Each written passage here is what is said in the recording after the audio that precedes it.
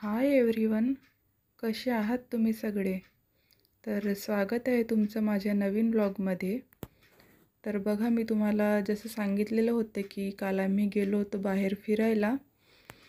तर बाहेर फिरायला गेल्यानंतर कपडे तर भरपूर निघत असतात, बाहेरचे पण आणि डेली आपले घातलेले पण. तर बघा, मी ते सगळे कपडे हाताने वॉश करून घेतले. मला मशीनमध्ये एवढं कपडे धुतलेले आवडत नाही, त्यामुळे मी हातानेच वॉश करून घेतले. फक्त मशीनला ड्राय करून घेतले, कारण ऊन इतकं फार पडत नाही आहे आणि कपडे पण सुकत नाही, त्यामुळे मशीनला मी ड्राय करून घेतले. आणि आता कपडे सगळे मी सुकत घालते. तर बघा, माझी बाल्कनी तुम्हाला दिसतच असेल की ओपन आहे. वरून त्याला टेरेस नाही आहे, छत नाही आहे, त्यामुळे मग मी हा स्टँड मागवलेला आहे मिशोवरून. आणि ते घर जसं बुक केलं ना, तेव्हाच मी तो स्टँड मागवलेला होता आणि त्याचं ते वरचं आहे ना, ते काढून घेतलं. ते चार याचं होतं, पण मी ते 3 याचं ठेवलं, कारण मला वरचं काहीच दिसत नव्हतं. त्यामुळे मग मी तो स्टँड मागवून घेतला होता.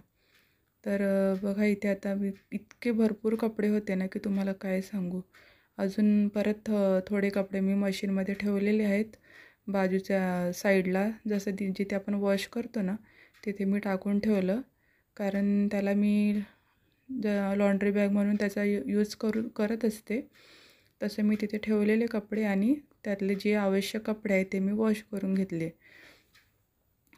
तर कपडे आता सगळे वाळत घालते मी.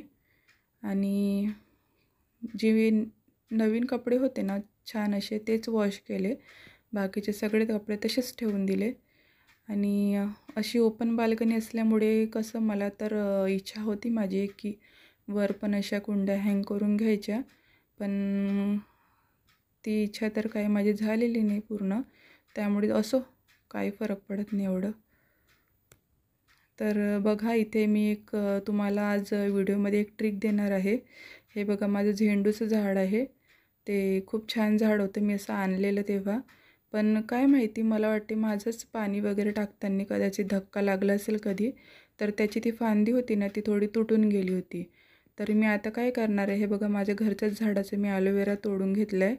आणि तो ॲलोवेरा आहे ना, ती जी तुटलेली फांदी आहे ना, तिथे मी लावून घेणार. असंच व्यवस्थित त्याला दोन्ही भागाला लावून घेणार, छान असं आतमध्ये.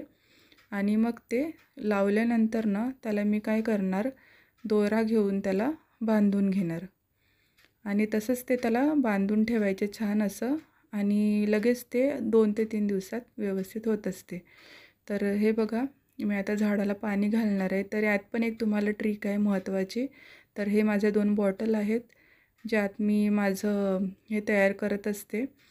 झाडाला पाणी देण्यासाठी 2 बॉटल आहेत. त्यात मी ते कांद्याचं, बटाट्याचं, परत आलू, गाजर जे काही असेल ते सगळं मी बॉटलमध्ये ते पाणी टाकून साठवून ठेवते 1 ते 2 दिवस, आणि मग ते झाडांना घालत असते.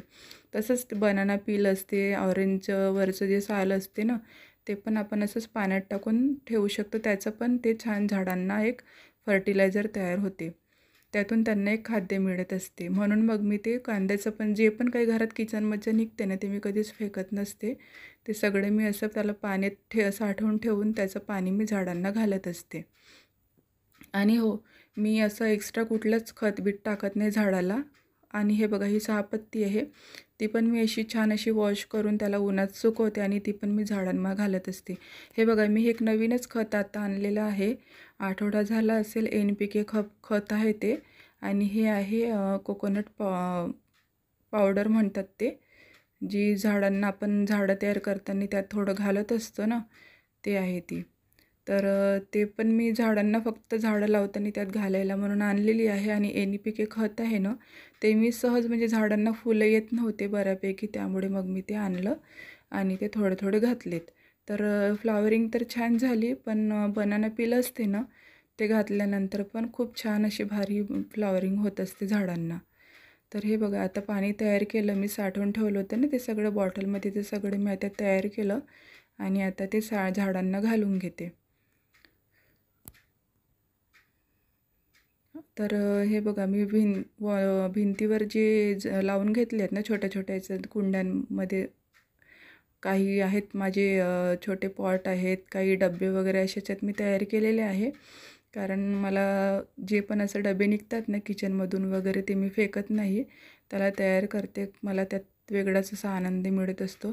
तर हे बघा, हे पाणी थोडं ना पानांच्या वरून पण टाकायचं, म्हणजे जे पण काही खराब असतं ना ते झाडांना वगैरे, म्हणजे काही फंगस वगैरे असते किंवा ते मावा म्हणतात ते वगैरे लागलेलं असतं, तर ते पण त्यातून नष्ट होत असते. तर बघा, असे भरपूर झाडं आहेत माझ्या बाल्कनीत लावलेले. हे बघा, हे सॉन्ग ऑफ इंडिया म्हणून नाव आहे त्याचं. ही आहे रेन लिली. ती पावसाळ्यात भरपूर फुलं देत असते आणि अशी पण त्याला जर भरपूर पाणी घातलं ना तर त्याला फुलं येतात. आणि हे बघा, लाल जास्वंद, हे कालच उमललेलं फूल आहे, पण ते आज पण ऊन नाही आहे त्यामुळे जसंच्या तसं आहे, नाहीतर ते दुसऱ्या दिवशी गळून पडत असते. आणि हे बघा, हे गुलाब आहे, ऑरेंज कलरचं गुलाब आहे आणि बघा त्याला किती छान अशी पालवी फुटलेली आहे. तर तेच खतं वगैरे घातले ना, मी आता नवीन आणलेले खतं घातले, त्यामुळे मला असं वाटते खूप छान अशी त्याची ग्रो होत आहे. आणि ही आहे जांभळी शेवंती आणि एक पिवळी शेवंती, दोन्ही एकत्र लावून घेतले आहेत मी त्या. आणि हे बघा, हे झाड माझं गेलं, काहीतरी नाव होतं त्या झाडाचं, मला आता नेमकं आठवत पण नाही, पण ते माझं आत्ता पावसाळ्यात इतकं छान ग्रो झालं होतं. आणि मला वाटते ते तिथे बांधल्यामुळे त्यात पाणी खूप जास्त झालं. शोचं झाड होतं ते, तर भरपूर पाणी झालं त्याच्यामुळे मला वाटतं ते गेलं असेल झाड. मी त्याला काढून आतमध्ये पण ठेवलं, त्याला वाचवण्याचा प्रयत्न केला, पण काही ते जगलंच नाही, शेवटी गेलंच ते झाड. आणि हे बघा झेंडू, आता मी त्याला बांधून घेतलं आणि त्याला पाणी वगैरे घालते. बघू त्याला होते का तर व्यवस्थित ते. तसं मी तुम्हाला त्याचा रिव्ह्यू देणारच 2 ते 3 दिवसात, कारण मी असं बऱ्याचदा करत असते. माझ्या जर हाताने जर कुठली फांदी वगैरे तुटली ना, तर मी ते फेकून देत नाही. त्याला मी असंच ॲलोवेरा वगैरे लावून त्याला दोऱ्याने बांधून ठेवत असते. आणि हे बघा, हा पण गुलाब आहे, त्याला पण अशी खूप छान अशी पालवी आलेली आहे. आणि हो, हे ना रेड गुलाब आहे, त्याला ना इतके छान फुलं येतात ना. बटन गुलाब नाही आहे ते आणि मोठं पण गुलाब नाही आहे, मीडियम गुलाब आहे, पण त्याला इतके फुलं येतात ना, 6 ते 7 फुलं एक काळीने येतात आणि इतकं छान दिसत असते ते, आणि गळत पण नाही लवकर. आणि ही पण एक शेवंती आहे. हे बघा, आहे ना, याचे जे रूट्स आहेत ना ते खूप मातीतून वर आलेले होते आणि त्यामुळे त्याला फ्लावरिंग अजूनपर्यंत झालेलीच नाही. तर मी काय केलं, त्याला रिपोर्टिंग केलं आणि त्याला बऱ्यापैकी आता खालून आहे ना खूप छान अशी पालवी आलेली आहे. तर अशी आहेत झाडं, काही खूप छान ग्रो होत आहेत. आणि हे ब्रह्मकमळ आहे, मला तर वाटते हे वर्ष झालं असेल मला लावून, पण त्याची ग्रो इतकी फास्ट मला दिसत नाही आहे, बऱ्यापैकी स्लो चालली आहे. आणि ही शेवंती आहे, तिने भरपूर फुलं दिले आणि आता ती जरा झाली आहे स्लो. तर बघा, असे हे झाडं आहेत लावलेले. आणि इथे मी लावलेलं आहे ते एक अपराजिताचं झाड आणि त्याला असं वरून खूप छान असं गोल ताराच्या याच्याने त्याला मी असं छान असं गोल शेप देण्याचा प्रयत्न केला. आणि ही आहे पांढरी शेवंती, जी आपण देवाला वाहतो ना तर ती झाली होती खराब. भरपूर फुलं दिलेत तिने आणि अचानक तिला मावा लागला आणि खराब झाली. तर मी ते काढून घेतलं, त्याला वाचवण्याचा प्रयत्न केला फर्टिलायझर वगैरे टाकून, पण ती काही जगलीच नाही. तर त्याला बघा खालून पण छान आले. आणि हे आहे झेंडूचे, मी ते सुकलेले फुलं असतात ना ते मी टाकून घेतलं होतं डब्यात, त्याला माती वगैरे टाकून, तर त्याला पण 2 ते 3 असे छान छोटे छोटे रोपं आलेले आहेत. तर इकडे बघा, आता हे क्रोटॉन आणि क्रिसमस ट्री, हे दोन आणि ते एक स्पायडर प्लांट, हे असे 3 मोठे झाडं आहेत, बाकी सगळे छोटे छोटे आहेत. आणि हे झाडाचं नाव तर मला सांगता येणार नाही काय आहे तर, पण हे बघा, याला पण खूप छान अशा कळ्या आलेल्या आहेत. तर माझी मुलगी ना ह्या झाडाला पपेटचं झाड म्हणत असते, कारण तिच्याजवळ जे खेळणं आहे ना ते सेम असंच ते वाटते तिला. तर हे बघा, ही पीस लिली आहे आणि ही मागच्या वर्षी ना दिवाळीत मी महाबळेश्वरला गेलो होतो फिरायला, तेव्हा तिथून आणलेलं होतं. आणि मला तुम्हाला सांगितलेलंच की मला झाडांचं खूप जास्त छंद आहे, तर मला कुठं पण दिसलेत ना मी घेऊन येत असते. तर हे बघा, हे 2 मोठे झाड आहेत. तर असा आहे माझा आजचा व्लॉग.